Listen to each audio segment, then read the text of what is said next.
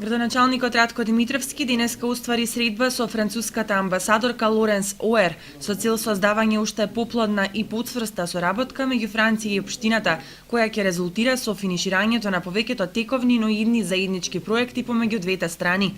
На средбата се дискутираа неколку актуелни теми, меѓу кои потенцијалите кои може да ги понуди општината за привлекување француски инвеститори.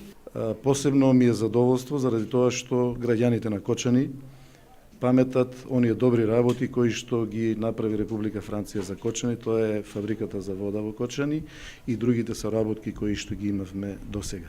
Разговаравме на општи теми, разговаравме за тоа што може да понуди општината Кочани за потенцијалните француски инвеститори и се договоривме да организираме уште една средба, бидејќи ова беше прва средба, на која средба би имале и конкретни работи за кои што можеме да дадеме и по-конкретни работи. Ми беше драго што бев домаќин на незиното височество, амбасадорот на Република Франција. Потекнување и напредок на банскиот и планинскиот туризам беше едно од прашањата на кои амбасадорката Оер посвети најголемо внимание. Благодарна за топлиот пречек, истапи со многу ветување и оптимизам за понатамошна заедничка соработка.